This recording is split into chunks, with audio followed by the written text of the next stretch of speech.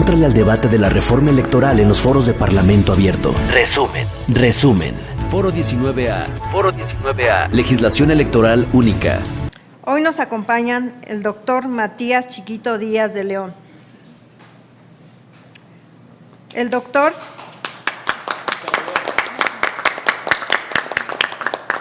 Armando Hernández Cruz, el maestrante Marco Antonio Reyes Anguiano, la maestra María Luisa Oviedo Quesada. Muchas gracias. Y el doctor Raúl Ávila López. Ortiz. Mi planteamiento es que sí es necesaria, creo que urgente, una legislación electoral única, pero no la desaparición de los institutos electorales de los estados. Creo que podemos convivir sanamente con una legislación electoral única, pero los institutos electorales de los estados deben subsistir, y en mis planteamientos daré las razones. ¿Por qué la necesidad de una legislación electoral única? Bueno, hago referencia a los antecedentes. En 2012, el Pacto por México trajo el intento pues ya de una legislación electoral única, la nacionalización del sistema electoral. Sin embargo, el decreto de reformas a la Constitución del 10 de febrero y el decreto del 23 de mayo del 14 que publica la Ley General de Instituciones y Procedimientos Electorales, estas normas, contrario a toda lógica jurídica, siendo una legislación general, la legislación electoral siendo una legislación electoral general, nacional podríamos decir, dejó viva o dejó vigente la legislación electoral de las entidades. Es decir, subsiste la ley general con leyes electorales de las entidades federativas. Creo que en un sistema constitucional no es prudente ni sano que este fenómeno ocurra. Por eso es que sí es necesaria una legislación electoral única. En mi opinión, el Sistema Nacional Electoral es una excepción al régimen de distribución de competencias que establece el artículo 124 de la Constitución, que señala que lo que no está conferido a los funcionarios federales se entiende reservado a los de los estados, y los sistemas nacionales se han puesto, digamos, en últimos años de moda. Hay sistemas nacional de transparencia, anticorrupción, hay distintos sistemas nacionales, y uno de ellos es el Sistema Nacional Electoral, con todas sus características, complejidades y dificultades. En mi opinión, sería conveniente revisar la posibilidad de suprimir o eliminar los códigos electorales de las entidades federativas. Sé que no es muy popular y sé que muchos piensan que esto puede atentar contra la autonomía de las entidades federativas, pero ya el sistema como está, como quedó en 2014, quedó en un paso intermedio entre una cosa y otra, y creo que es menos funcional, o como estaba antes, o llegar a la totalidad de lo que se había planteado originalmente, que es contar con una legislación nacional y un organismo que se encargue de la organización de las elecciones federales, estatales y municipales, porque el sistema electoral nacional, como lo tenemos en la actualidad, tiene diversos grados de complejidad que generan antinomias, generan confusiones y requieren armonización, como ya lo decía el anterior expositor, entre disposiciones administrativas como el Reglamento General de Elecciones y los códigos electorales o constituciones incluso de las entidades federativas. Entonces, eso necesita una solución. En mi opinión, el asumir que la federación asuma la legislación electoral de todas las entidades federativas. Es decir, mi postura, como ustedes pueden observar, es que los organismos nacionales asuman competencias que tienen actualmente las instancias de orden local, sobre todo desde el punto de vista legislativo. Mi postura es a favor de la legislación electoral única, por muchas razones. Ya aquí se exhibieron algunas de las tantas que podría yo coincidir, pero una de las cuestiones muy importantes es para el operador de la norma. Una de las posturas que se comentaban es esta parte en donde el propio reglamento del Instituto Nacional Electoral se llega a enfrentar a constituciones o a normas locales a efecto de poder organizar las elecciones. Tenemos una variedad de las 32 legislaciones locales que de verdad me ha tocado estudiarlas y muchas de ellas a partir de la reforma del 2014, en donde se pretendió hacer donde quedamos a la mitad entre hacer una legislación única y que cada estado, cada entidad tuviera su propia legislación. Es importante mencionar que una de las situaciones que sí considero que puede trastocar el federalismo es el hecho de que el constituyente permanente les diga a las entidades cómo deben organizarse internamente. ¿A qué me refiero? ¿Cuántos diputados debes tener y cómo debes elegirlos? ¿Cuántos regidores, cuántos síndicos y cómo los vas a elegir y cuántos debes tener de acuerdo con tu población? Creo yo que eso es una situación que, independientemente de que no es parte de algo electoral, sino más bien viene siendo algo de lo que es las estructuras del Estado, no sería conveniente que sea el Poder Legislativo Federal el que tenga que decir cómo se deben organizar las entidades. ¿Qué queremos decir con una legislación única electoral? Nos estamos refiriendo a un solo librito que contenga una serie de normas jurídicas en materia electoral y siempre va a ser necesario complementarla con algo más. Entonces, ¿hacia dónde vamos con una legislación única en materia electoral? Como ya mencionamos, o ya las personas que me han antecedido, la legislación electoral comprende la LEGIP, la Ley General de Partidos Políticos, la Ley General del Sistema de Medios de Impugnación y otras tantas que de todos nosotros es conocido. Aquí hay normas sustantivas y hay normas adjetivas. ¿Cuáles de estas son perfectibles? Todas. Y en este tema, ya lo mencionaban, veo que el tiempo corre muy rápido. Si pretendemos hacer una homologación de las normas, yo preguntaría o propondría que también haya una homologación en los presupuestos para las autoridades electorales y una homologación para las percepciones de quienes desarrollan esta actividad electoral, porque mientras en Chihuahua ganan más de 100,000 y tantos mil pesos, en lugares como Tlaxcala algunas veces no llegan ni a los 50 ni a los 70. Entonces, ¿qué pretendemos con una legislación única electoral? Y aquí tiene mucho que ver el tema de la división de poderes. No podemos verlo de manera aislada, tenemos que ver todo el contexto de la reforma. Y en ese contexto de la reforma me lleva al tema de la división de poderes, a los contrapesos necesarios y al equilibrio que debe existir. No por nada nuestra Constitución habla de esa división de poderes y esa división de competencias en 3 niveles de gobierno. El federal, el estatal y el municipal, para que haya un respeto en esas competencias. Sabemos que hay, digamos que 3 piezas clave que hay que tomar en consideración para un diseño o rediseño de un sistema electoral o del sistema político, que incluye el sistema electoral, el sistema de partidos y el sistema de gobierno. Primero son los objetivos generales, el objetivo general y los objetivos particulares.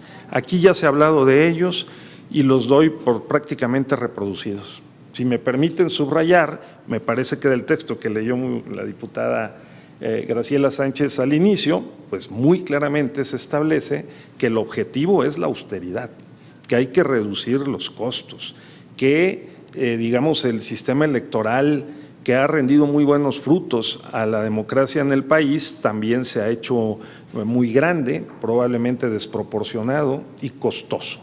Entonces, ese es el objetivo que me parece que también está en la iniciativa del presidente de la República, Andrés Manuel López Obrador.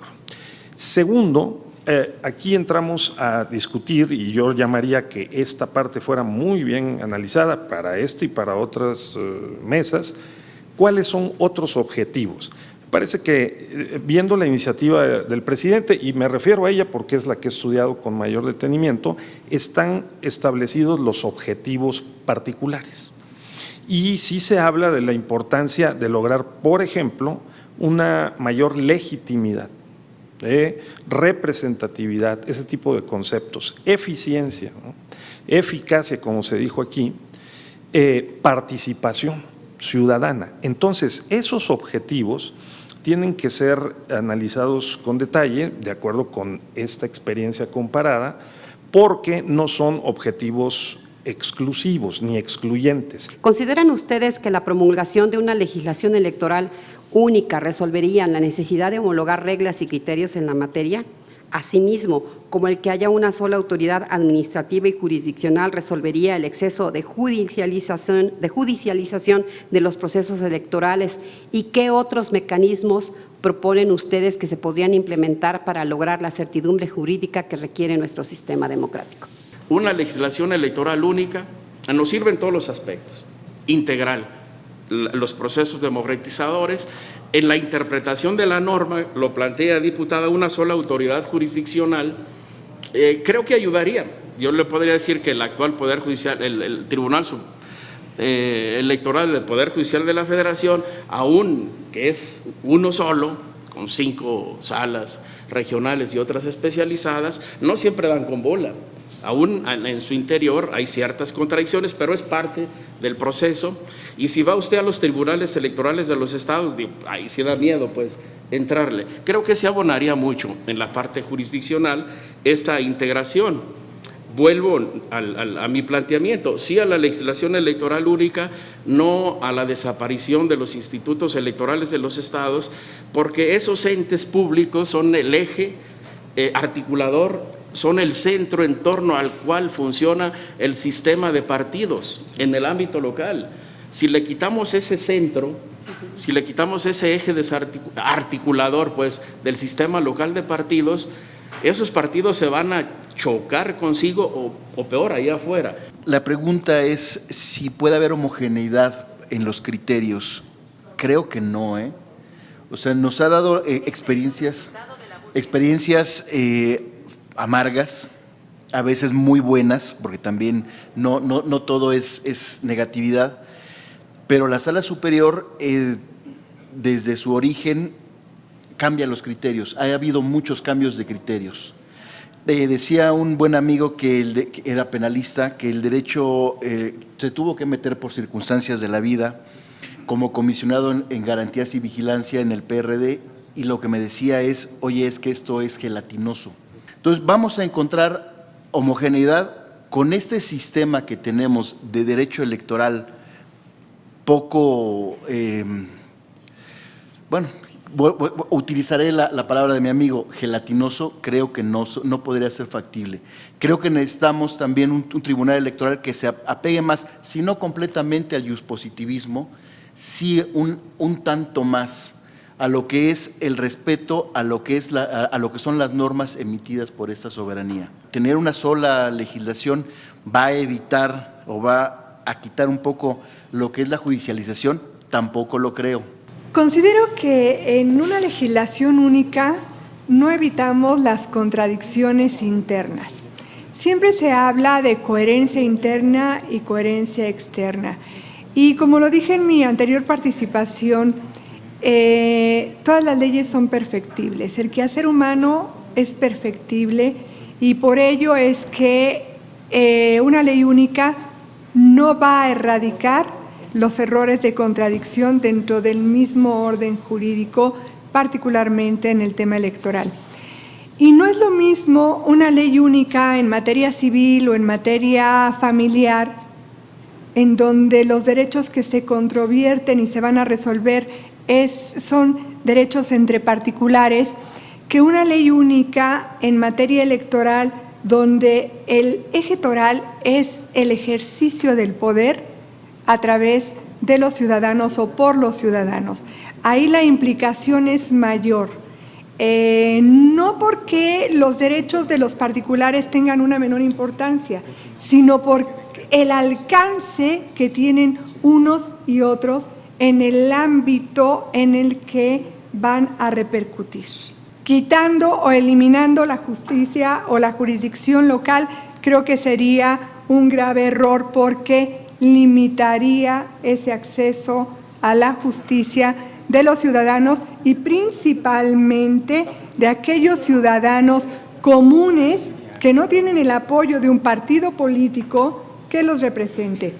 A lo que me quiero referir en este sentido es a la creación precisamente de legislación tipo, de una legislación que unifique, que uniforme, que sea una legislación marco de la cual se desprendan otras legislaciones electorales. Decía la diputada Monzón que podría este proceso de reforma evitar resoluciones contradictorias, igual que ya se dijo, no creo que se eviten resoluciones contradictorias, pero se puede disminuir, se puede tratar de armonizar, de simplificar. Mientras más simple sea el sistema, es más fácil que haya armonía en el contenido de las disposiciones normativas y resoluciones tanto jurisdiccionales como administrativas. El tema de una sola autoridad administrativa electoral, que era lo que se pretendía desde el principio, pero no se alcanzó en 2014, es una opción, pero la otra opción es el sistema nacional, que fue lo que se creó, y los sistemas nacionales ya tienen, o sea, ya hay otros pues para comparar, se pueden articular las autoridades locales con las nacionales, o sea, pues, podría unificarse la legislación, pero no unificarse las autoridades electorales. O sea, se pueden hacer las dos cosas. Unificar los principios electorales como una guía para todas las autoridades electorales federales o locales, regular también la intervención, entiendo, por supuesto, hay principios constitucionales, pero la intervención de las autoridades electorales, administrativas y jurisdiccionales en los procesos intrapartidarios, creo que sin vulnerar la autonomía de los partidos se puede establecer mecanismos que hagan ordenadas estas elecciones intrapartidarias, concebir al Instituto Nacional Electoral, al INE, como un ombudsman administrativo, un organismo protector de derechos político-electorales. Me parece que resaltar esa atribución es muy importante, pero a la vez también creo que se deberían precisar y delimitar sus facultades del INE para, en el sentido normativo, sus facultades normativas. Este planteamiento de que hay sistema y hay contexto. Entonces, en el sistema, como dijimos, está desde luego en el sistema político constitucional, está el sistema electoral, sistema de partidos y sistema de gobierno. Y el contexto hace la diferencia porque los conceptos y estas instituciones que están diseñadas en toda América Latina, tenemos pues organismos electorales 1, 2, 3 o hasta 4 en Colombia, por ejemplo, para organizar las elecciones y resolver los conflictos, digamos que operan en un contexto. Aquí el punto es en qué consiste el contexto, que lo tenemos menos documentado. Y el contexto incluye factores históricos, políticos, económicos, sociales, culturales, ideológicos, ¿no? E incluye también las buenas y las malas prácticas, que es lo que creo que decía el doctor Matías, ¿no? Que es el mejor sistema, las mejores instituciones no van a funcionar adecuadamente con malas prácticas. Entonces, ahí habrá que tener cuidado para poder sí documentar cuáles son esas malas prácticas y que haya un ejercicio sincero, ¿no? Con base en los criterios de la ética del discurso, que están muy estudiados y que funcionan, para hacer algo como lo que se hizo en 96, por ejemplo, ¿no? O en 2014, pero sobre todo en 96, poner las cartas sobre la mesa y decir, estamos dispuestos a eliminar esas malas prácticas, ¿no? Por parte de los competidores por el poder. Entrar a la constitucionalidad no significa que el juzgador debe hacer lo que su moral le dice, le dicta, que es lo que ha hecho muchas veces la sala superior.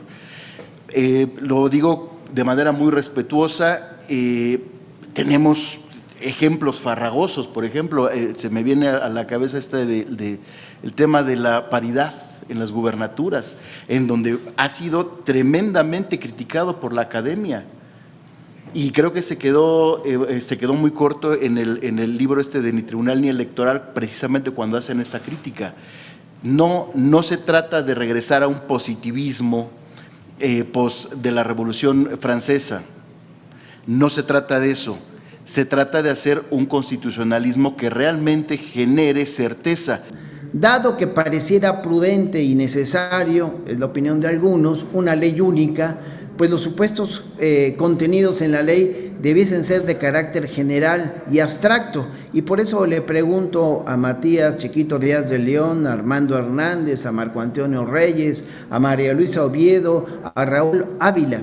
¿Consideran ustedes que esta sería la misma tónica que debe seguirse en la ley de sistemas de medios de impugnación?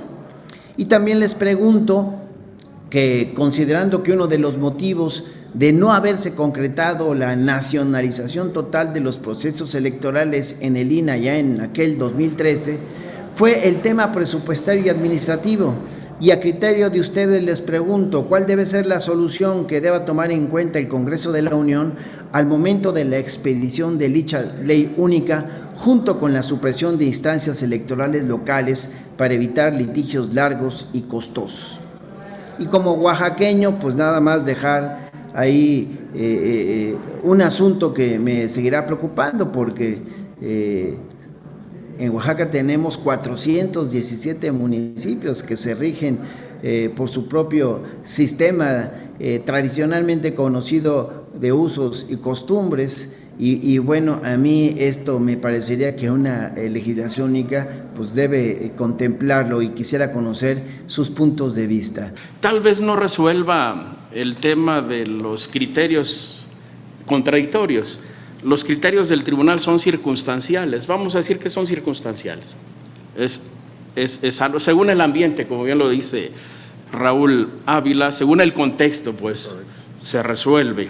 Y la contradicción se va a dar, pero no resuelve un ámbito político, un conflicto, por decirlo así, a lo mejor no conflicto, pero sí empareja un ámbito político de la actuación del órgano electoral nacional con las entidades federativas. Y si se va a unificar la legislación electoral, diputado, debe ser en todos los ámbitos. Desde luego el sistema de medios de impugnación, la parte procesal, sancionadora, y la parte de nulidades debe estar estandarizada. Lo peor que nos puede pasar es que haya causas de nulidad en una entidad, en Oaxaca sí, pero en Guerrero no, o sí aplican para una elección local, pero no para una elección federal, o sí en la federal, no en lo local. Creo que eso se debe estandarizar. Un sistema democrático con sistema plural de partidos, como México, no puede operar con una fórmula de mayoría. Debe eliminarse los efectos perniciosos de la mayoría relativa y estandarizar el sistema a nivel nacional, federal y local a la fórmula de representación proporcional. Creo que el tema presupuestal no debe estar presente cuando se trata de cumplir responsabilidades del Estado mexicano. Sí, hay que limitar, desde luego, el gasto, hacerlo racional, no tener gastos superfluos. Por ejemplo, un barril sin fondo pueden ser los gastos subrogados de los órganos electorales, eso debe cuidarse, sí, cuidar lo presupuestal, pero el dinero no puede ser determinante. Determinar el posible contenido de una legislación nacional única tiene dos impactos. El primero, concebirla como una ley marco, concebir esta legislación como el espacio de donde puedan colgar otras disposiciones normativas, tanto legales como administrativas, pero también es la oportunidad de incorporar figuras a la ley, a la legislación electoral, decía yo en la anterior intervención, que vienen de la jurisprudencia de los tribunales electorales o bien de las resoluciones de las autoridades administrativas. Lo que quiero decir es que esta idea de legislación electoral única, además de darnos un marco más eficaz, más operativo, más funcional, puede permitir establecer ahí una serie de figuras que no caben en otro lado y que pues sería el lugar importante, ¿no? Homologar criterios de sobre y subrepresentación, desde mi punto de vista, sí es importante, porque tenemos diferencias sustantivas en los modelos de representación política de las entidades federativas. Yo creo que algunas de estas cuestiones también caben en la construcción de ciertos principios orientadores que regulen dentro de esta legislación única la manera en que se desempeñan los órganos electorales. Es mejor o regresar al esquema de antes de 2014, con la autonomía de los OPLES en su caso, o dar el paso que no pudo dar la reforma 2014, que quedó intermedia, y entonces gestionar una autoridad electoral única con las ventajas operativas y administrativas y económicas que eso pudiera generar. Por supuesto, con la crítica que desde 2014 se da sobre la autonomía de las entidades federativas para intervenir en sus procesos electorales. Creo que ya alguien lo dijo, ¿no? La legislación general, la legislación electoral única debería contener más principios que reglas.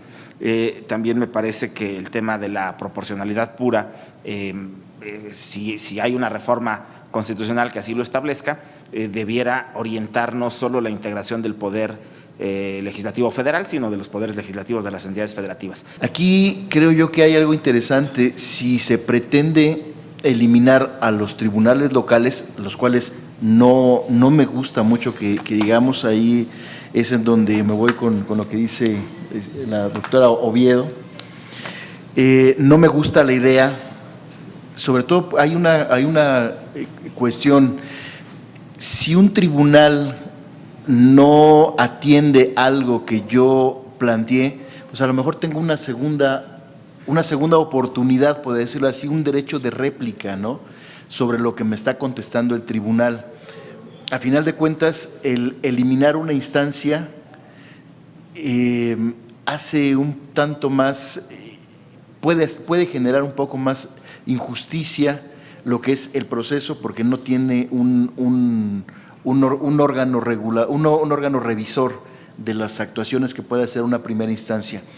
Yo no considero que deben eliminarse los tribunales locales. Creo que hacer una legislación única, a final de cuentas no habría mucha variación, pero sí, a final de cuentas, podríamos en un momento dado generar un poquito más de homologación en los criterios. Mi idea sigue siendo que no podemos tratar igual a los desiguales. Si alguien mencionaba, el propio diputado mencionaba su origen, el estado de Oaxaca, claro ejemplo de una pluriculturalidad, una diversidad de derechos, y aún dentro del propio ámbito de los usos y costumbres de esos distintos grupos étnicos que habitan en la zona de Oaxaca, aún en ese territorio de Oaxaca hay una diversidad. Los derechos son los mismos para todos, los derechos son universales, los derechos humanos son universales, pero el trato que le damos a cada grupo es distinto. Coincido, no afecta mayor cosa que haya una sola legislación procesal, porque efectivamente coincido con lo que dice el maestrante. Lo cierto es que los plazos son los mismos, son 4 días, todos los días y horas son hábiles en todas las legislaciones estatales y en la ley general, entonces ahí no hay ninguna afectación. Yo creo que, digamos, el escenario sería una ley marco, ciertamente, con los aspectos sustantivos que se pueden racionalizar de un análisis de las 32 y 33 con el ámbito propiamente federal, leyes electorales sustantivas que tenemos en el país, y incorporarle las innovaciones jurisprudenciales a las que ya se ha hecho referencia aquí, el tema de la justicia inclusiva, ya se ha hecho ese ejercicio antes. Esta soberanía, el Congreso de la Unión incorporó, por ejemplo, todos los avances en materia de transparencia, acceso a la información pública, que venían de criterios de la Sala Superior, se han incorporado a la legislación, entre otros elementos, y creo que ahora ya hay una rica jurisprudencia que procede de 2014 a la fecha, que podría ser incorporada con un análisis crítico, por supuesto, a esta legislación marco. El caso de los sistemas normativos indígenas o normativos internos, como se le denomina, el caso en particular de Oaxaca con los 417 ayuntamientos que eligen con estos métodos, yo creo que esa ley marco puede y debe contener un espacio para también colocar allí los principios, las principales reglas y las garantías para las elecciones con estos métodos. En la Ley General del Sistema de Medios de Impugnación me parece que no habría que descuidar la regulación del juicio de inconformidad y el dictamen de la validez de la elección presidencial, para evitar caer eventualmente en una situación como la del 2006 o como la del 2012. Personalmente quisiera que abundara en el tema porque no comparto en lo absoluto su opinión. No sé por qué una ley general vulneraría el principio general de la división de poderes. Y si bien es cierto, durante su última intervención dice la maestra Oviedo que no podemos juzgar como iguales a los desiguales, yo estoy de acuerdo, pero por el hecho de que juzguemos con perspectiva de género en leyes generales, en materia penal o en la propia Ley Federal del Trabajo, no significa que estemos de ninguna manera obligados a redactar una ley particular en cada caso concreto, ni leyes federales, municipales y estatales para juzgar a las mujeres con perspectiva de género. ¿Cómo estandarizar todo ello en la legislación única?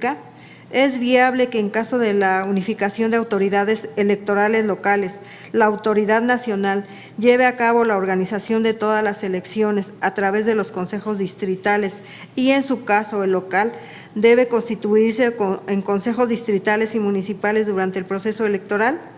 La otra pregunta. Las normas que regulan la revocación de mandato y la consulta popular deben recogerse de la legislación electoral estándar o son dos materias distintas que deben tener su propia legislación. La legislación electoral única no solo es necesaria, es urgente. Políticamente necesitamos una legislación electoral única y no generar un conflicto político en las entidades, además de que nos ayuda a estandarizar el ejercicio de los derechos político-electorales en todo el país. Estandarizamos procedimientos, a lo mejor no homogenizamos criterios, pero sí estandarizamos procedimientos, y no sería el caso, pareciera ser en la percepción de los comentarios en la mesa, no sería el caso de que fuera una sola ley, una ley monumental, ¿no? Creo que la legislación electoral única podría ser un compendio legislativo y mantener la separación de leyes adjetivas de leyes sustantivas. Y bueno, diputada, ¿cómo estandarizarlo? Creo que ya está muy avanzado. Ya tenemos los procedimientos electorales a nivel nacional, tenemos inclusive, en ausencia de una legislación electoral única, un reglamento de elecciones. Los procesos electorales están estandarizados. Tal vez sería retomar lo que falta en la ley general y estandarizar procedimientos. Es un punto de vista simple. Partamos, número uno, esta es una mesa de debate en donde se hacen aportaciones y estas aportaciones vienen desde diferentes puntos de partida. Y mi punto de partida ha sido la experiencia en el ejercicio profesional, la experiencia en el cargo y la experiencia también desde la academia. Y esa experiencia me dice que una ley no hace la diferencia. No se gobierna por decretos, se gobierna por la educación y la cultura de la gente. Y otro punto de partida que va relacionado con la cultura y la educación de la gente también me lleva a esa división de poderes y a la vulneración de la división de poderes si se concentra la normativa electoral en un solo documento. Que además también me parece irrelevante, si está en un solo documento así, choncho como dicen, en un solo volumen o en un compendio en varios volúmenes, no hace la diferencia.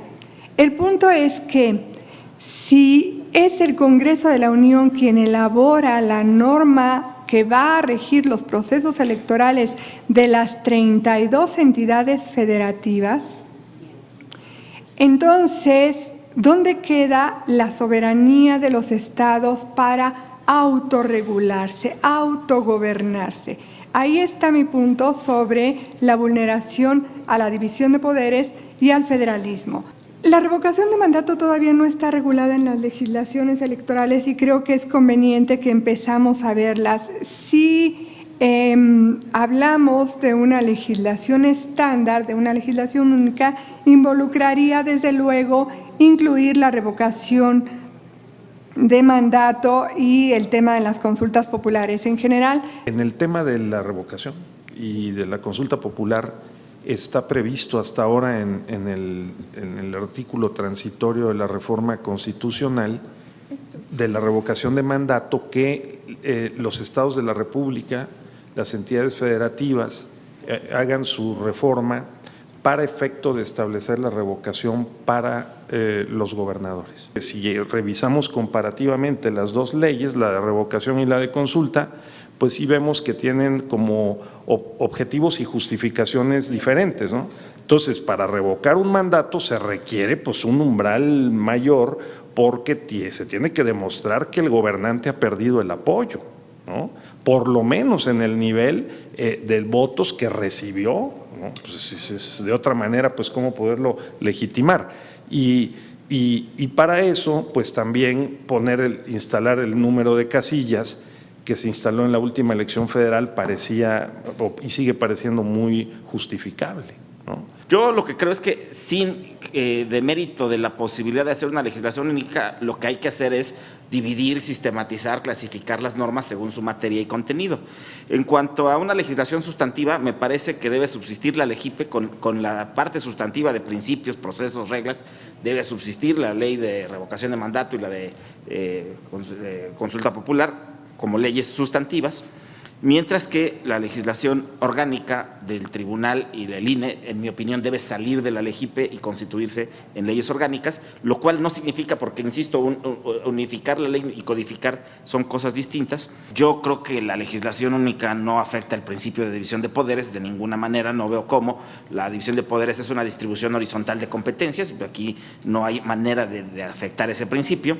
Y bueno, sí, la parte, sé que mucha gente dice que afecta la autonomía de las entidades federativas, yo no lo creo. Yo creo que efectivamente, pues si se establece un sistema nacional o si se centralizan atribuciones o funciones, sí se restan facultades a las entidades federativas, pero no se afecta su autonomía, siguen conservando una esfera de autonomía. Lo que se le quita son facultades, que son dos cosas distintas desde mi punto de vista. Sí es importante distinguir esas dos situaciones, uno es lo electoral, otro es cómo me he de organizar en mi estado. Y esa parte sí es en donde yo creo, mi punto de vista es que debe estar totalmente separado.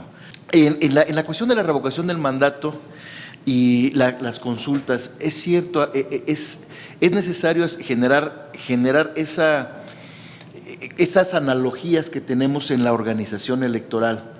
Pero, por ejemplo, en las cuestiones de los delitos, está totalmente fuera estas dos figuras de lo que es la configuración de delitos, sobre todo porque recordamos algo, en la materia penal, ahí sí no se vale lo gelatinoso de la materia electoral, ahí es una taxatividad.